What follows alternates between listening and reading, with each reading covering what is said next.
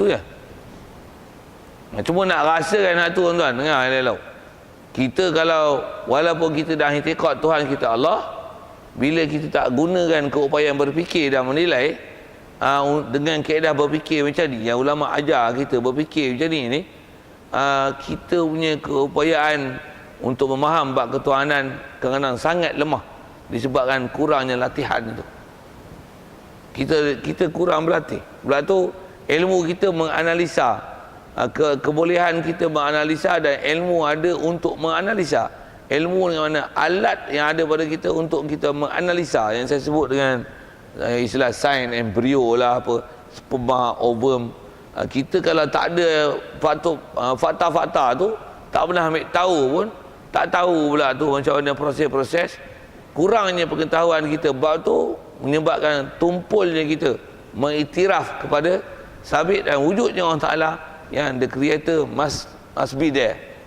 Dia mesti ada, dia mesti eksis, mesti ada. Dan adanya dia tu dengan yakin, tak boleh ada syak, dhar dan waham. Walaupun tengok benda ni simple kan. Kalau saya ngaji, ada guru-guru yang bila dia punya ilmu ni dalam bab kaedah berfikir ni, kita dengar dia cerita Khalid kan, satu pakar yang dia mikir, power. Zaman ni mikir ke, banyak mikir, banyak tengok kaedah penaklukan bikin ngarut ada. Sikit lah bumi tu, saya nak syarah tu agak panjang, fokus kat kita dulu. Okey, langit bumi dan diri kita. Kalau saya sikit lagi, kalau saya sebut tuan, kaedah kita fikir, kenapa mata kita 2 biji, kenapa tak sebiji? Dia kata sebiji mata dajal, lantak kau lah pergi ikut tu. Kenapa tak 3? Kenapa tak mata kumpuan? Kenapa tak tepi? Kenapa di depan? Kenapa hidung? Kenapa mulut di bawah? Tak hidung di bawah, mulut di atas. Siapa susun tu? Siapa designer dia? Pula tu sama design, cuma rupa lain. Pula tu macam mana boleh faktor rupa lain, design yang sama? Sedangkan masa kejadian dalam rahim, siapa yang menentukan ni jadi mata, ni jadi hidung, ni jadi mulut, kedudukan kepala, tangan dengan ukuran-ukuran macam ni, siku, tapak tangan macam ni, ruas jari, dia cantik dia yang susunan tu, kepak macam ni kepak sini, ni kepak sini, ni kepak sini, cantik kan. Dia punya design cantik, boleh kepak, boleh cantik kan, cantik. Siapa designer dia? Mesti designer. Kita atas kita bicara mudah, mesti ada designer dia. Baik, jadi dia bagi langit bumi tu, tu yang kalau sikit ke sana tentang langit bumi dan lain-lain tu, kalau kita renung Quran tuan, memang kita belajar dengan kaedah berfikir macam ni dan dapat falsafah. Bopi saya nak guna bahasa falsafah. Falsafah dengan keupayaan dan penangkulan akal dapat memutuskan bahawasanya dengan kita lihat bumi, lihat diri kita, apa benda-benda yang boleh saya bahasakan ajaib, benda-benda yang miracles ada pada diri kita, orang Ta'ala beri. Begitu juga pada alam bumi, lautan, cakrawala, tengok alam atas, alam bawah. Kalau kita nilai dengan berfikir tu, kita akan dapat keputusan memang Tuhan sebenar ni ada dan dia sangat hebat. Sangat hebat. Dapat keputusan itu, falsafah itu Allah yang ajar.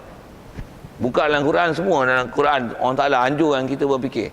Saja saya nak sebut itu tuan-tuan, pasal zaman ni ada orang bila kita baca sifat 20 macam ni, dikutuknya kata dia, ini falsafah tu apa? Macam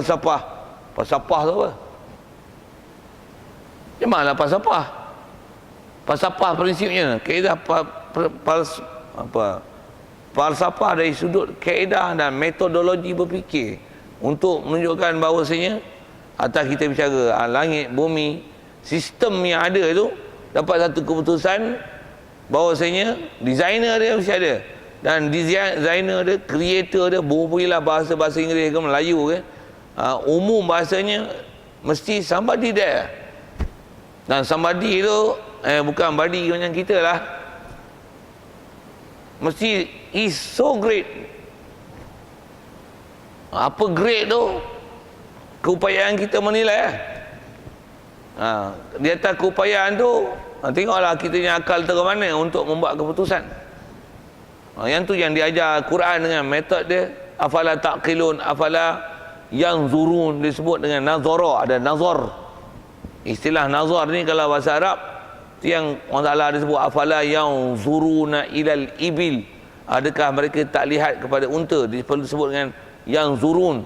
Nazara ni kalau ikut bahasa Arab dia bukan pandang-pandang dengan ro'a basariyah yang zahiriyah, pandangan mata kasar yang secara lahir, bukan.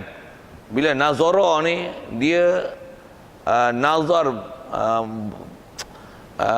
melihat dengan memikir hal manzur ilaih, benda yang dilihat kepadanya dia memikir. Itu yang Quran fokus dengan perkataan afala yang zuruna ilal ibil, tak tengok ke unta. Tengok bukan tengok bonggol kaki 4 hidup di padang pasir, bukan macam tu saja, tapi tengok teknologi dia. Macam mana duduk padang pasir, ada debu sangat halus, mata dia tak payah pakai spek. Kaki dia yang bentuk binaan macam tu, pasir gebu, dia tak jelih. Dia boleh minum air sekali, kita duduk dengar halu bunyi 2 bulan. 2 bulan tak minum air dah. Macam mana sistem radiator dia. Macam mana siang yang panas melampau, malam sejuk melampau, tapi dia tak perlu cover dengan benda lain. Kulit dia kali sejuk, kali panas. Macam mana ada keupayaan ni? Ribut pasir, dia tak payah pakai spek, tuan. Dia boleh jalan begitu saja dengan mata terbuka, tanpa ada debu-debu pasir yang di padang pasir yang sangat halus tu. Dia tak payah tutup telinga dia, mata dia, hidung dia, mata dia boleh jalan macam tu dalam ribut pasir. Afala yang zurun. Saya nak sebut apa? Itu filsafnya, itu falsafah. Itu falsafah macam tu salah ke? Dah ditomah pula ni falsafah Greek yang Yunani. Apa pula Greek Yunani? Ni falsafah Quran. Yang ulama kita ajar akidah ni, ambil akidah daripada Quran. Okey, geram lah tu, kena sebut kena jekah gitu. Ini ditomahnya falsafah Greek. Bukan Greek, bukan dahulu. Tuan-tuan tak faham saya sebut apa, udahlah. Ada orang saya duduk ke dahulu tu, ada Greek lah tu, ada elok nama falsafah Greek pun. Bukan Greek lah tu. Bukan G-E-R-I-K tu, bukan Greek tu. Okeylah. Saya faham tuan-tuan pun tak terfikir sana, saya terfikir sana. Sorry. Baik. Jadi dalil ada orang salah adalah langit bumi. Jadi dengan lihat langit bumi dan apa yang ada padanya, lagi jauh kita perhati, kan, lagi besar dalil kita akan membuktikan kewujudan Allah Ta'ala. Adakah macam tu salah dalam bab akidah? Dalam Quran berapa banyak sebut tentang kejadian alam, kejadian hujan, awan dan sebagainya. Disebut belakang tu, inna fi dzalika la ayatil liqaumin yaqilun. Dia adalah ayat, petanda. Dia jadi dalil, jadi indikator. Atas sebut ulama tafsir, la ayat tu la dalail, adalah dalil-dalil. Maksudnya dalil apa? Apa benda yang dia tengok yang lahiriah, yang zahiriah tu, boleh memahamkan satu yang ghaib. Siapa yang ada keupayaan faham ghaib ni? Liqaumin yaqilun, those who have akal. Inilah ulil albab yang Quran sebut. Betul, dia marah pula kita mengaji macam ni. Ini dalil akal je lah. Dengarlah syarahan yang elok, tampak lagi perempuan ni. Ni geram. Saya tak boleh, saya dengar dia orang cakap tu geram. Dia tak pernah mengaji dengan ulama-ulama tu, tok guru yang syarahkan ilmu-ilmu macam ni dengan syarahan yang sangat hebat. Kita dengar tuan, Masya Allah, hebat yang ilmu dia, keupayaan dia memikir tu. Baik. Jadi asal sebut tu adalah kita lihat ke langit, bumi dan lainnya, itu akan menjadi penunjuk bahawasanya memang Allah Ta'ala sabit. Mesti ada. Dan dia bukan atas kata keberangkalian syak, zon, waham, tak. Memang seyakin-yakinnya. Sikit kalau saya sebut dengan teknologi begini, kan, kita tengok kita punya bumbung macam ni tak? Kalau tuan-tuan duduk dalam masjid ni, bumbung ni bukan macam ni tau. Bumbung ni macam ni. Bila siang hari je, dia akan terbuka. Automatically. Siang kala lain, pagi kala lain, malam kala lain, tengah hari kala lain. Tuan-tuan faham apa? Canggih. Siapa yang buat design macam ni malam bila hujan ni, ada detektor yang akan dapat kesan hujan dan kelembapan walaupun tak hujan, tapi ada detektor yang dia akan ada detect situ air dan kelembapan, dia akan tutup bumbung. Lampu tuan-tuan tak payah petik, buka. Macam tuan-tuan tak ada akal yang memikir. Cuma kat benda kita boleh dapat itu. Tapi tengok alam semesta, dia terkabur dengan is naturally be like that. Naturally. Tak.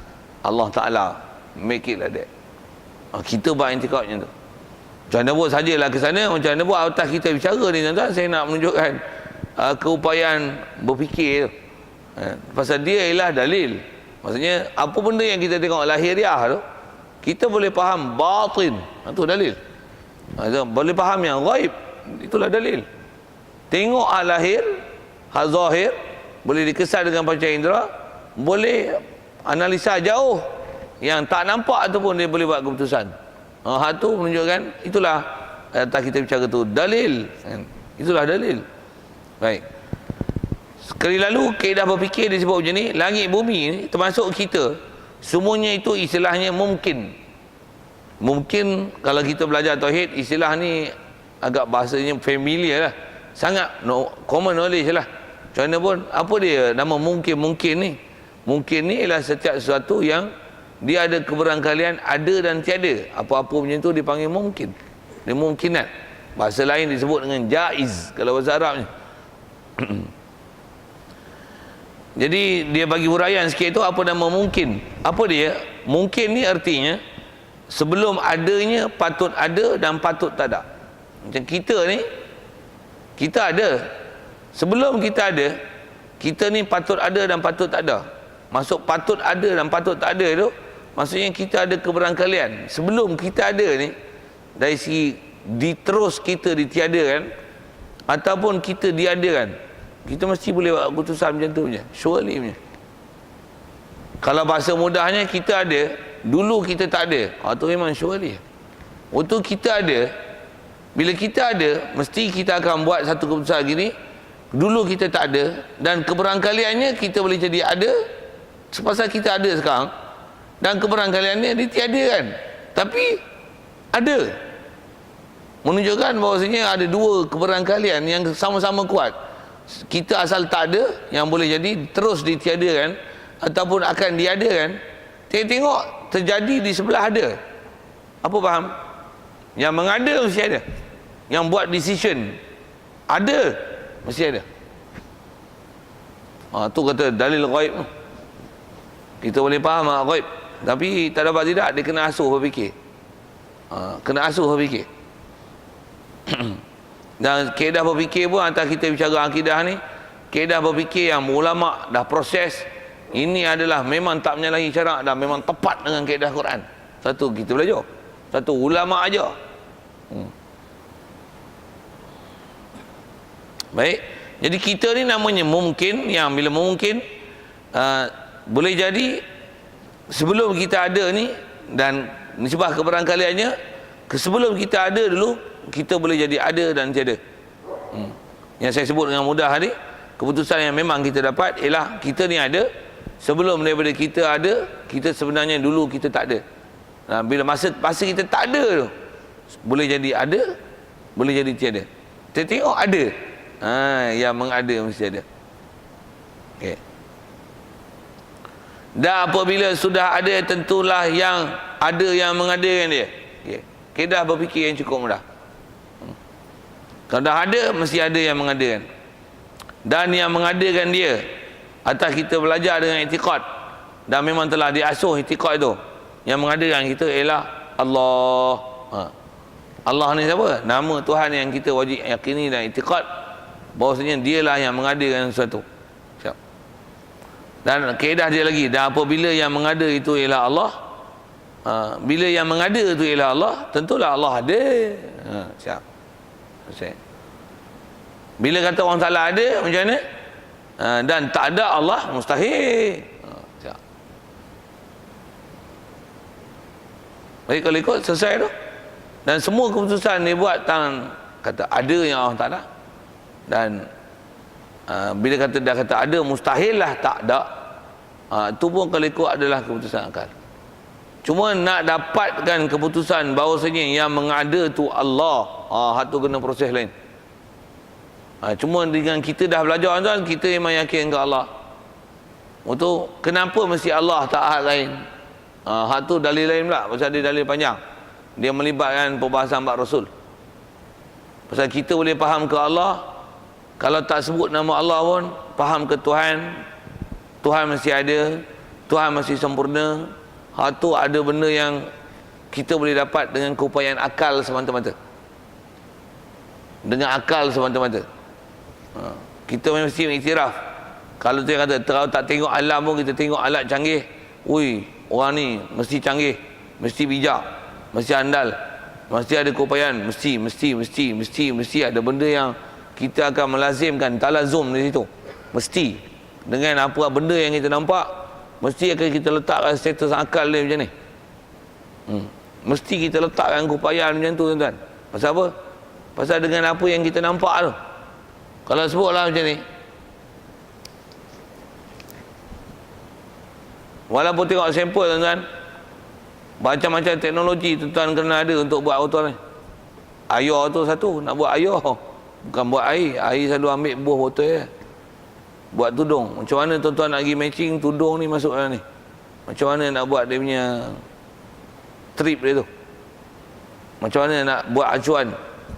Bahan apa plastik tuan-tuan nak buat? Yang ni jadi putih, yang ni jadi jernih. Apa polimer apa tuan-tuan nak pakai? Buah pinggan bahasa itu. Nak bagi jernih. Waktu dia beracun tak beracun. Macam-macam nilai. Waktu stiker ni. Macam mana boleh buat stiker ni? Macam mana color dia tak luntur? Bahan apa tuan-tuan nak buat warna dia? Kenapa boleh color hijau? Macam mana bahan nak buat color hijau? Tuan-tuan. Macam mana tuan-tuan nak reka alat penyembur dia? Spray mengikut mana kendaki. Waktu apa macam mana tuan-tuan nak link?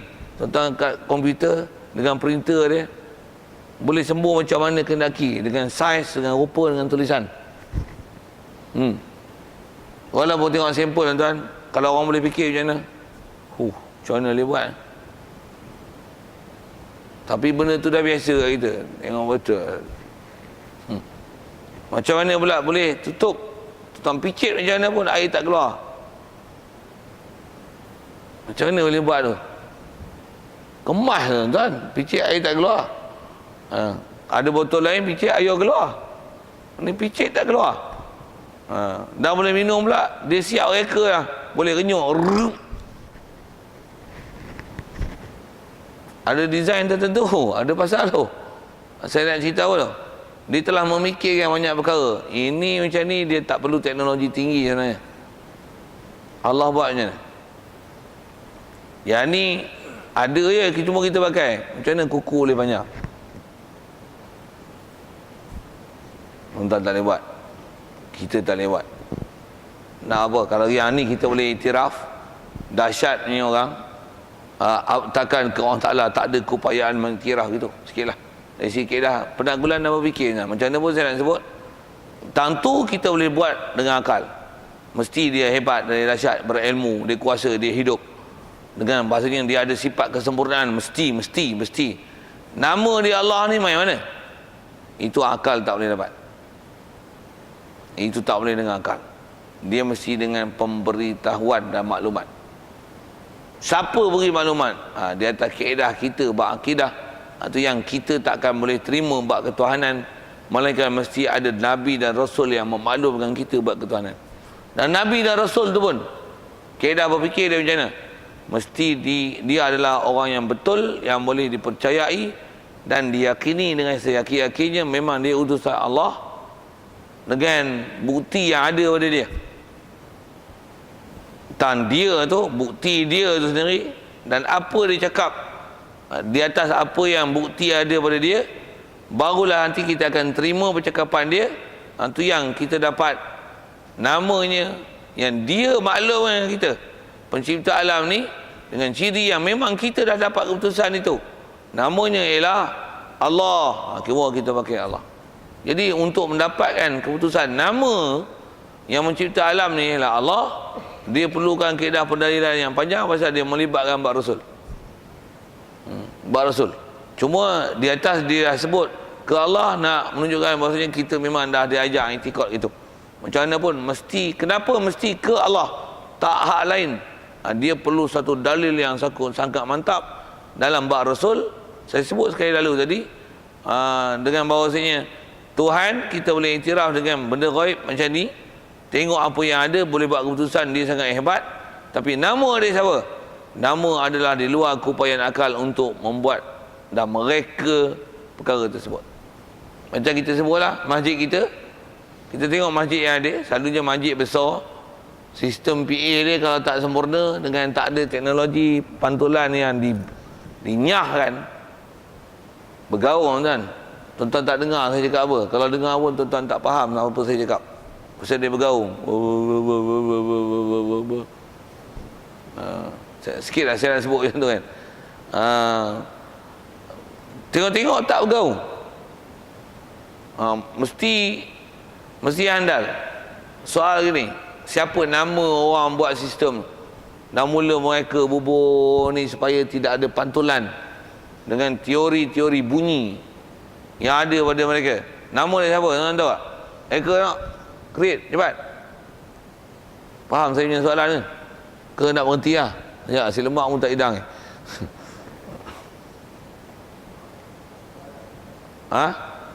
Tuan-tuan mati hidup balik 10 kali, tuan-tuan tak boleh cari nama dia siapa.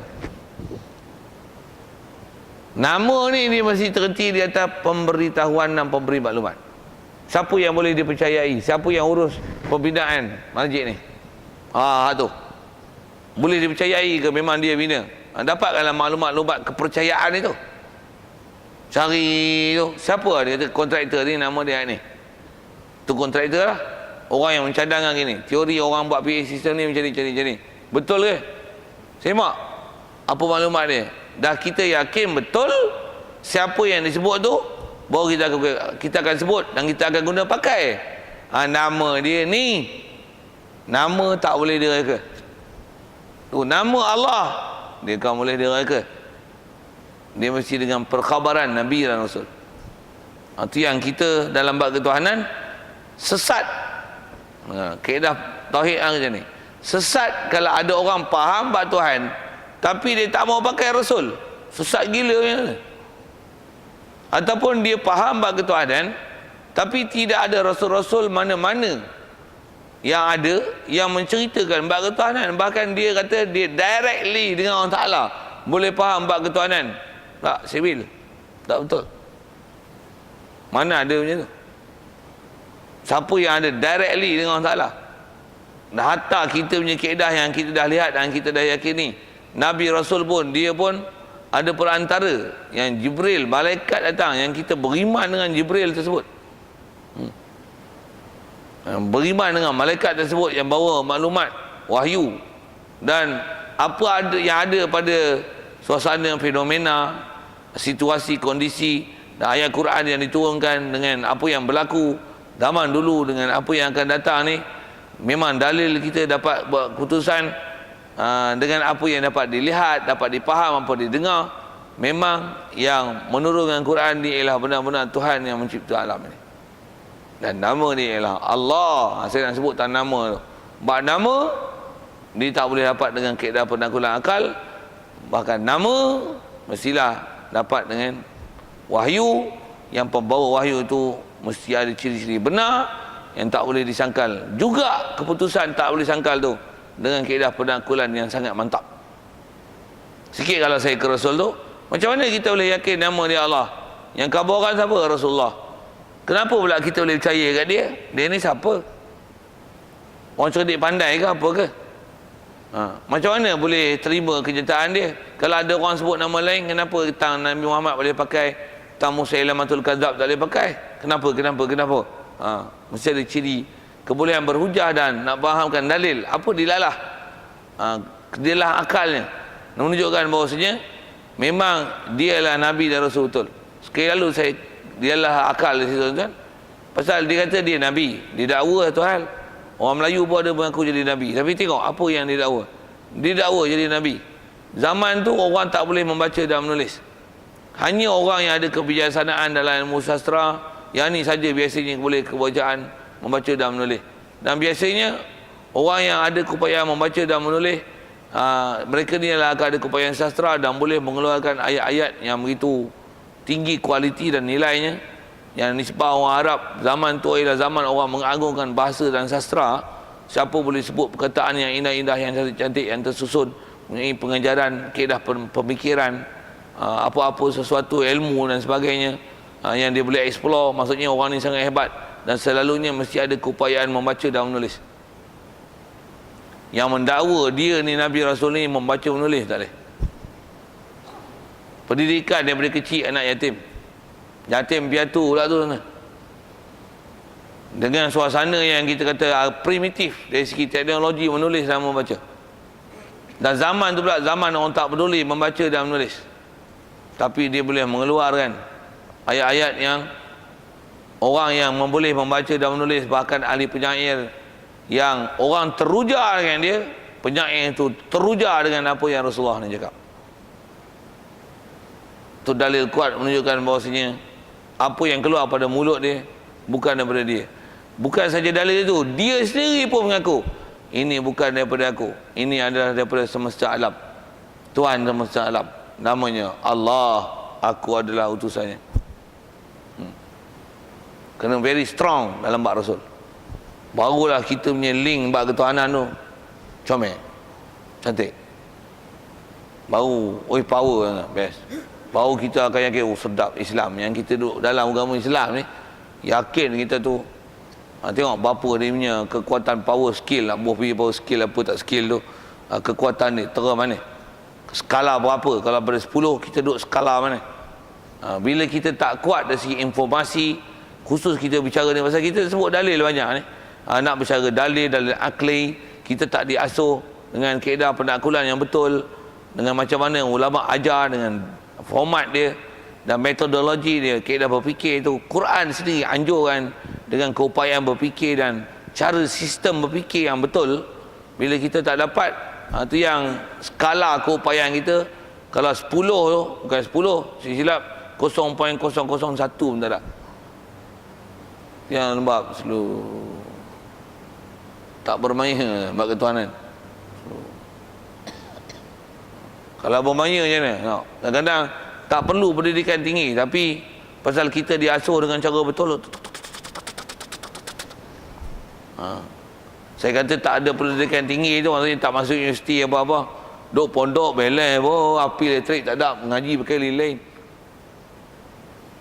Saya sebut saya bukan ada PhD. Tapi akademik ada lah, takat STP ada, diploma ada, tapi tak ada ijazah tak ada.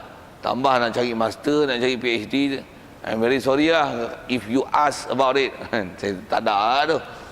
Tapi try lah kelahi buat penaklukan akal, kelahi yang saya mengaji lah, main kelahi sikit lah, bukan nak cabar, tapi saya nak sebut kita proses belajar macam mana, apa yang kita belajar, apa yang diasuh oleh, kalau di sebelah saya guru macam ni, tengok guru asuh macam ni.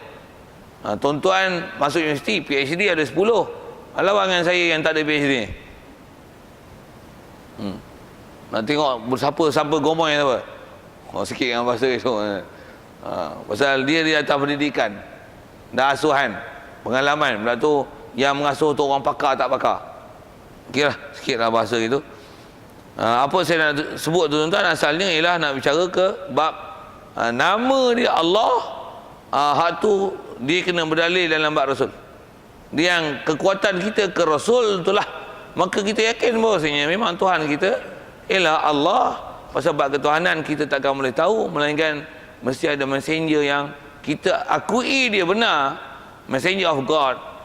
Dan dia kata God itu ialah Allah, nama dia, kita beriman Allah Rabbi la ilaha illallah.